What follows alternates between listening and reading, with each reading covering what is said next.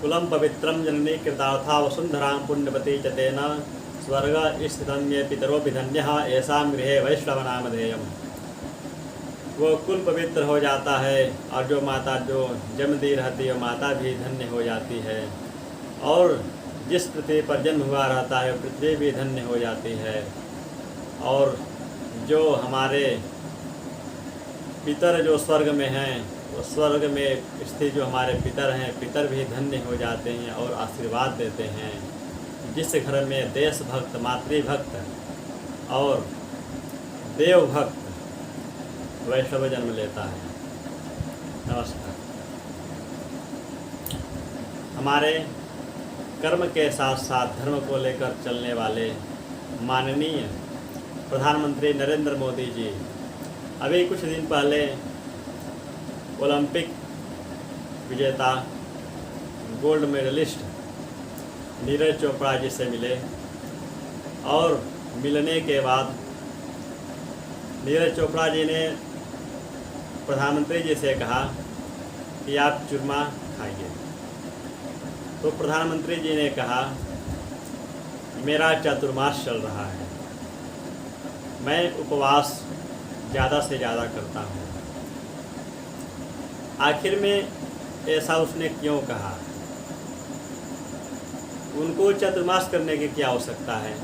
वो तो इतने बड़े प्रधानमंत्री हैं, खुद प्रतिष्ठा मान सम्मान सब उनके पास है। चातुर्मास क्यों करते हैं और क्यों किया जाता है? चातुर्मास का महत्व क्या होता है? आइए आज हम लोग जानेंगे। चातुर्मास में ज़्यादा से ज़्यादा व्रत और उपवास का ही महत्व है। हमारे भविष्य पुराण में कहा गया है, यो बिना नियमम मर्त्यो व्रतम वा जाप्यमेव वा चातुर्मास्यन्नयोर्मूर्खो जीवन्नपि मृतो हि सः। जो व्यक्ति चातुर्मास में नियम जप उपवास व्रत नहीं करता है उस व्यक्ति का जीवन मृत्यु के समान होता है, और व्यक्ति जो होता है वो महामूर्ख होता है। ऐसा भविष्य पुराण में कहा गया है। क्योंकि चातुर्मास में किया गया जप, नियम, तप, उपवास ये 1000 गुना फल देता है। स्कंद पुराण के नागर खंड में कहा गया है, श्रावणे वर्जयेत् छाकं दधि भाद्रपदे तथा दुग्धमा स्वयुजे माप्ति कार्तिकम चामिसम त्यजेत। श्रावण मास में छाकम यानी साग को त्याग देना चाहिए, नहीं खाना चाहिए, और भाद्रपद में दही नहीं खाना चाहिए यानी दही नहीं खाना चाहिए। दुग्धमा स्वयुजे और अश्विन मास में दूध को त्याग देना चाहिए, और कार्तिक मास में उड़द का दाल या उड़द से बना हुआ कोई भी चीज़ नहीं खाना चाहिए, जैसे कि इडली डोसा नहीं खाना चाहिए। और कहा गया है चातुर्मास में ज़्यादा से ज़्यादा पृथ्वी पर सोना चाहिए, और नमक नहीं खाना चाहिए। सेंधा नमक खा सकते हैं आप लोग, जो प्रतिदिन जो जैसे टाटा आता है नमक, इसको नहीं खाना चाहिए।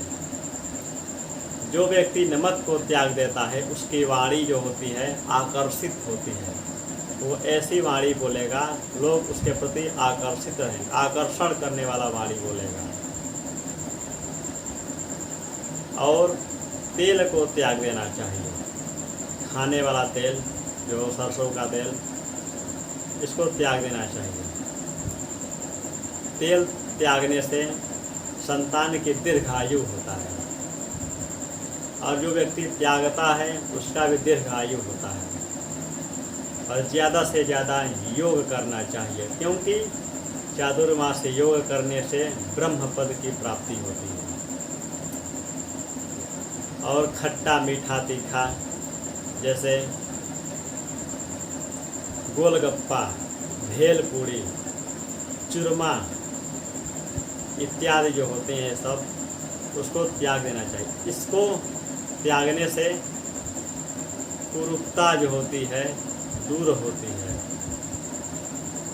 और सौंदर्यता आती है। और ज़्यादा से ज़्यादा सलाद खाना चाहिए। सलाद खाने से निर्मल जीवन की प्राप्ति होती है। स्कंद पुराण में कहा गया है, नरस्य क्षयमाप्नोति पापम जन्म शतोद्भवम्। जो व्यक्ति चातुर्मास का पालन करता है, उसके जप तप नियमों का पालन करता है, उसका कभी नुकसान नहीं होता है और 100 साल तक जीता है और उसका जीवन में मान सम्मान पद प्रतिष्ठा बना रहता है।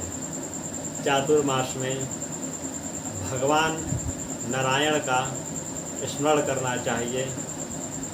स्मरण करने से गोदान का फल मिलता है, क्योंकि चातुर्मास में हरे विष्णु शयन एकादशी से उत्थान एकादशी तक जाकर सो जाते हैं।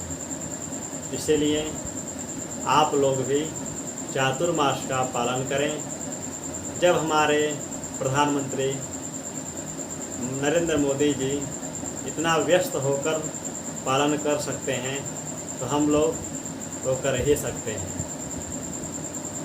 आपसे आग्रह है कि आप लोग भी चातुर्मास का नियमों का पालन करें। नमस्कार।